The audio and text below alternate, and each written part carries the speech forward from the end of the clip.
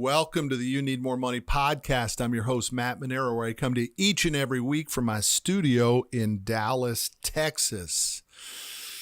Now, look, I'm not sounding the alarm yet. I'm not even saying that there's fire, but I do know that there is some smoke starting to percolate that tells me that the economic bliss that we are in is going to come into question. Allow me to explain. As you know, we finance trucks and trailers and equipment for businesses all over the country. And trucking is a leading economic indicator. Typically, what happens in the trucking business leads the economy by about 6 months. In other words, if trucking begins to boom, 6 months later, we're on the economy side, a positive uptick, a bullish economy about to start. It's a good indicator coming out of a recession. Trucking is clearly one of the first. Conversely, it's the same. When trucking slows, 6 months later, you can pretty well rest assured that there's going to be an economic slowdown. Now, the simple reason is the same on both sides of the equation, the bullish or the bearish side. And it's simply based on consumer consumption. So as people buy more product to renovate their houses, it's got to be shipped on a truck. Boom, we're coming out of a recession. However, when people stop buying lots of stuff to renovate their houses, it doesn't go on a truck and trucking begins to slow. And we are beginning to see some data that tells us that trucking is beginning to slow. Now, here's what makes it different, and that's why I'm not sounding the alarm of an economic crash or recession just yet. Because what's happening is we're coming off of all-time highs. And that's why we're seeing our trucking clients tell us that they don't like it as much as they did in previous years because they're not getting $2.50 a mile to haul freight. Now they're only getting $2.10 a mile. And by the way, that's specific to certain types of trucking stuff. For example, you don't get $2.50 if you haul what's referred to as a dry van trailer, just dry goods in the back. But you do if it's specialized or maybe even flatbed or maybe even refrigerated ice cream, produce, etc. So it varies per lane or type of segment of the marketplace. But there's no question that freight rates are down off the highs. They're still good. They're not below averages, historical averages, but there's no question that there's a little bit of percolation happening in freight rates coming down. We're also seeing that trucking companies, large trucking companies, are beginning to cancel some orders that they have at the factories. For example, in the month of April, 16% of all trailer orders, the things that the truck pulls, the trailer that goes down the road, were canceled. It's pretty high. 16% cancellation rate is pretty doggone high. The good news is that most of the factories are still built out. So if you want to buy a truck or you want to buy a trailer, you're placing your order today and you won't see it until 2020. That's a good sign. Inventory at the dealerships is still relatively low. Used truck prices are high. Those are all positives. And our application flow is still very solid. Those are all good things. But I'm just saying, I'm starting to see a little bit of some economic data that's telling us that trucking is slowing some. And if trucking slows, so slows the economy about 6 months later. So the reason for today's podcast is I want you to begin to prepare. And I want you to ramp up in one specific area, whether you're a salesperson or you manage salespeople or you manage an office which has a sales manager who manages salespeople. However you want to be involved in the sales game, I want you to ramp up your outside sales call efforts right now through the end of the year. And I'm going to give you some strategies today of why outside sales is so vital as a component to your selling strategy, whether it's you individually in your selling strategy, or if you own a company or manage a sales force, your people have to get out of the office and do more outside sales calls. So I'm going to just walk you through the reasoning and some real strategies of how we do it in here and why it's so important. Because when you get out of the office, magic happens. You begin to see opportunity.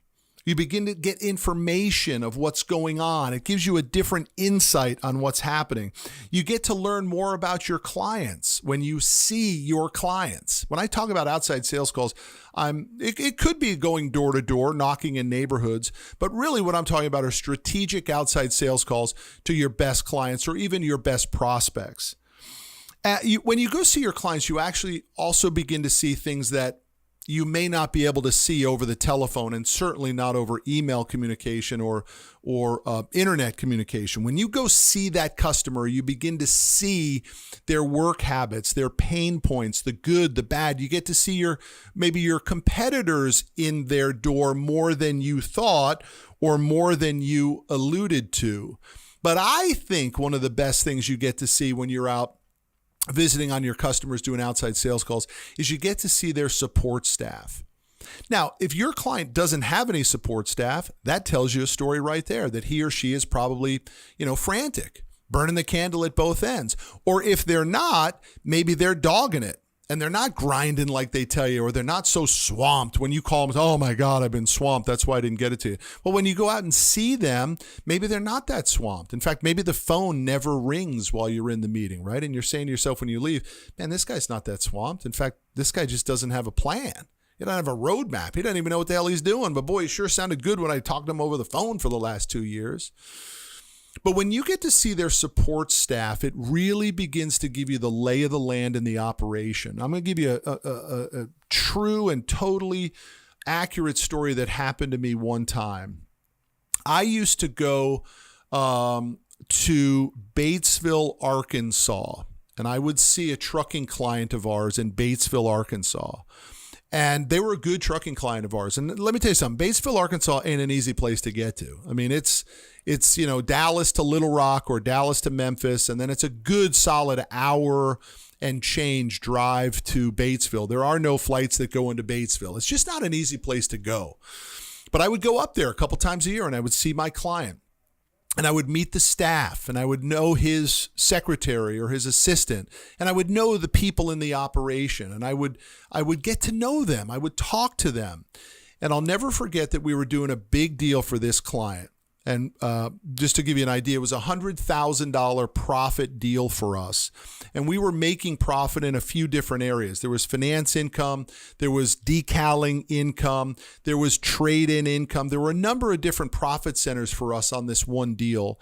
And it was a long deal, it was a hard deal, but I was able to do the deal for them. And my file was really thick. I'm if you're watching this on YouTube, I'm showing probably 2 to 3 inches worth of paperwork that was in this deal, in this folder. And at the last minute on this deal, that customer asked me to send him a page, a specific document in that folder. And I pulled that, I was in a rush. I pulled the piece of paper out of the folder and I faxed it to them. So this was a few years ago. And I faxed it to him. And as it was going through the fax machine, I realized that I had a little yellow sticky on it. And on that little yellow sticky had all the different profit centers that we were making in the deal. And at the bottom, I had written total profit, $100,000 with big exclamation points, and I had underlined it. And I'm watching it go through the fax machine with that little yellow sticky on it, proving to him that I'm making 100 G's on his deal. And my heart just jumped. I mean, I literally just freaked out. And if some of you have ever made a mistake like that, you can know what I'm going through. I mean, I was literally watching this piece of paper go through the fax machine to my client, figuring that I'm about to lose this deal because I've just proved it out to him. So after the piece of paper went through the fax machine, off I went, and I immediately ran back to my office and I called his assistant. I remember her name was Jennifer. And I said, Jennifer, this is Matt. Hey, Matt, how you doing? What's going on? I said, Jennifer, I just made a mistake. I sent the wrong piece of paper to Byron. Byron asked me to send this piece of paper, and I sent the wrong piece of paper. So I need you to do me a favor, because I knew exactly where she worked, and I knew exactly where she was compared to his office. I knew exactly where the copier and the fax machine was. I said, will you do me a favor, run to that fax machine, just grab that piece of paper, crumple it up, throw it away, giving her instructions of what I need done, and throw it away, and then stay there because I'm going to go ahead and send you the right piece of paper. And she said, no problem, Matt, I'll go ahead and do that for you. And I went, took the little yellow sticky off. I sent the piece of paper through, and we closed the deal. Now, I have no idea whether she did what I asked her to do. I have no idea whether she gave the original piece of paper to my client and he saw the little sticky on it and he said, oh, hell, they're making $100,000. I thought they were making $200,000 on the deal. Right? Or maybe he said, boy, I thought they were making 50. Well, I could live with 100 because it was a big refinance. It was $4.5 million refinance of his equipment. And maybe the profit savings or cash flow savings that he was going to make on the refinance more than justified our $100,000 on the deal. I don't know the specific details. All I know is that we closed the deal, and I guarantee you, if I hadn't done outside sales calls and got to know Jennifer and showed her that I cared about her and that I was a real person, that there's no way she would have done what I asked. So I'm begging you, get out of your office and do more outside sales calls to make more money as we move towards the second half of 2019 and the possibility that we got a little bit of a slowdown. Now, I want to talk about outside sales calls benefiting yourself and your company because you get to learn about your competition. I'll give you another story. I had a salesperson who wanted me to go on joint sales calls, which I'll talk about in just a minute. And I had already called on this dealership multiple times, and I hated the guy, the rep. I just thought he was such a jerk, but I wanted to support my sales guy who wanted to go and try to rework the account and try to get business from the guy. So I went. And sure as shit, this guy was a complete jerk to both of us. Just belligerent to both of us. In fact, while we were in the meeting and we were pitching, he gets a call from his receptionist, which he took. It wasn't like it was on Do Not Disturb. Another element of respect and value to yourself. If your customer continues to take inbound phone calls and disrespect your time, it gives you an idea of the strength or weakness of your relationship. And he took the phone call, literally got up from his desk in the middle of our pitch, left his office. And we were both looking at each other like, is this guy the most rude guy in the world? And I felt like saying to my sales guy, I told you I couldn't stand this son gun. He comes back and he throws a business card in front of us, literally like right in front of me at his desk. And he says, you see, even when banks are calling on me in person, other banks are still waiting to do business with us. And then we went on and continued to pitch. But I looked at that business card and I said, I never heard of this bank before. I never heard of the sales guy at this bank. I just put it right in my pocket. And we finished the meeting and we left. The first thing I did in the car was I called the bank and said, listen, I'm Matt Monero. I was just at such and such dealership and I noticed that you were there too. First things first, I never heard of your bank. I never heard of you. But what doesn't make sense to me is, what are you calling on this guy? You should be calling on us. Let's go ahead and work a deal and let me go ahead and do business with your bank, and our sales force will go ahead and canvass the area so you don't have to. In other words, instead of you having to call on 50 dealers, you only got to call on one, and that one is us. And we struck that deal with that bank, and I bet we've done at least $100 million with that bank from that one outside sales call that I did to support my sales guy on a client that I couldn't stand and I didn't want to be on it. So you just never know which direction the outside sales call is going to take you, but you got to do more outside sales calls. And if you manage a sales team, you got to force your guys or gals to get out of the office more for the second half of 2019. Now, let me give you 5 quick reminders on how to properly set up and structure your outside sales call. Number 1, I suggest you make outside sales calling in a local area versus a nationwide territory. If you've got local customers, it is far more advantageous for you to go see them versus jumping on planes, being away from your family, paying for a flight, paying for a rental car, paying for hotels, when you can just jump in your own car and go see the customer. So I want you to make the calls local first. By the way, if you manage salespeople and they don't do well on a local outside sales call, they're going to bomb on a national outside sales call, which you just probably dropped 2 G's to get them to. So think local before you start to think outside of your local area when it comes to strategizing and training your salespeople on how to make outside sales calls. Number 2, your local outside sales call must have an opportunity attached to it. In other words, what is the intention for the call? Why are we doing the visit? Are you going to focus on additional business and grabbing additional market share from them? Or are you just going to go out there and chew the fat? Listen, if you haven't got the book already, The Challenger Sale by Matt Dixon, I highly recommend you go get it. And Matt Dixon talks about the data that his firm collected through the Great Recession in 08-09, in which relationship salespeople got crushed and challenger salespeople survived. The guy who goes and only does business with people because they love to golf or they, go to church together, and he or she thinks that will trigger the long-term business relationship, that is a dinosaur mindset. It doesn't work anymore. What works is the value, the reason, the benefit that you're bringing to your customer, not all the time that you've done business with that customer. Number 3, which I just talked about a little bit. Why are you going on the meeting in the first place? What is the intention? Is it to generate new business? Is it to handle an issue maybe, and you want to do it in person versus doing it over the phone? I love that.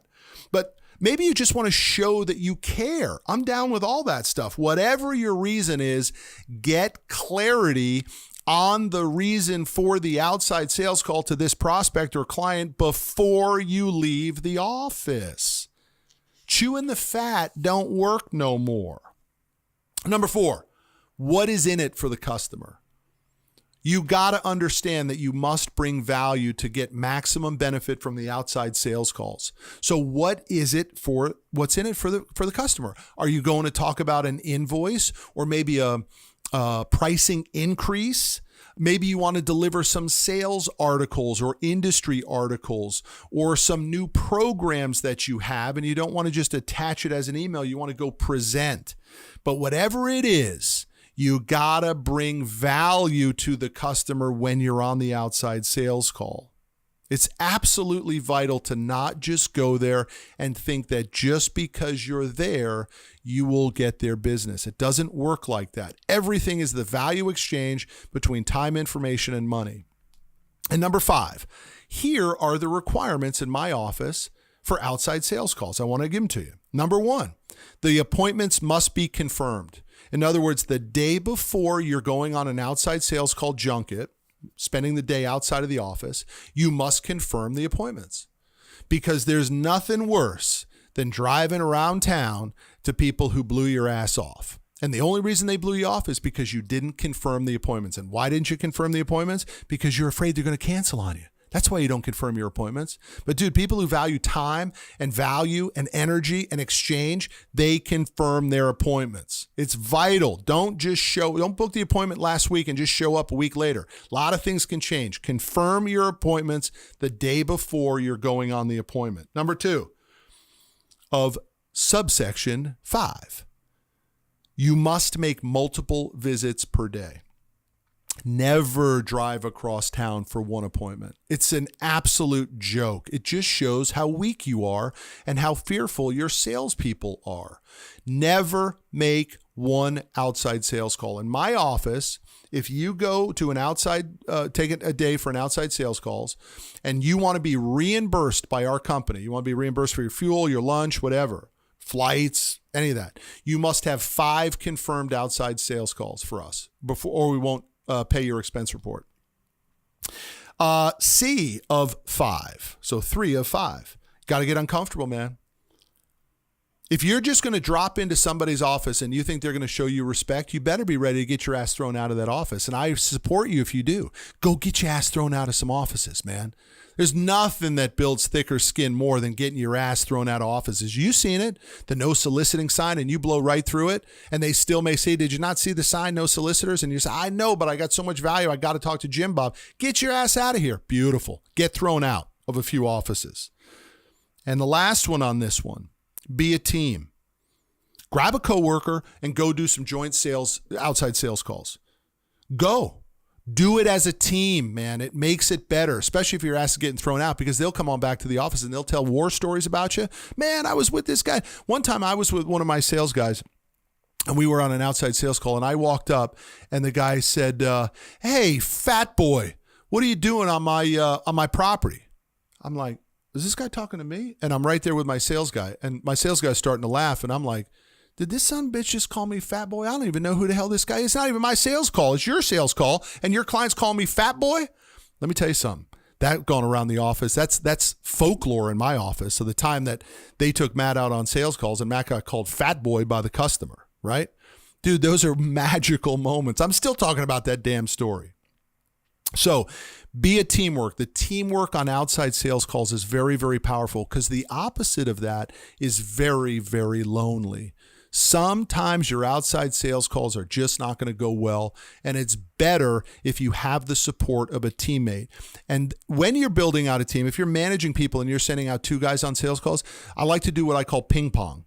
They pick a call, then you pick a call. They pick a call, then you pick a call. And you go back and forth, and they can talk in the car about what went well. They can debrief and talk about what went well there. Hey, I might have said this after the customer said this. It's great to have that camaraderie and teamwork and support. So, like I said in the start, I'm not sounding the alarm. I'm not saying there's fire. I'm just telling everybody that there's a little bit of smoke starting to blow about an economic slowdown, and I'm on the front lines of it. Trucking is a leading indicator, always has been, and I believe it always will be, because of the simple premise that trucking represents consumer demand. And freight rates are coming down in trucking, and orders are getting canceled at the factories, and our clients are telling us that they're sensing it, even though our company hasn't sensed it just yet with the application flow, which is a huge barometer or metrics for us. I'm just saying there's something starting to percolate. So I'm warning you, start doing more outside sales calls. That's you individually or the team that you manage or the company that you run. Send your salespeople out of the office and let's go ahead and get them carrying the bag, as I call it, as we move deeper into 2019. I appreciate y'all. Do me a favor, subscribe, leave your comments, tell a friend about the podcast. Hell, go to Amazon and get You Need More Money. It's $17. Amazon just discounted it from $20 to $17. Go get your hands on You Need More Money, and I will see y'all down the road.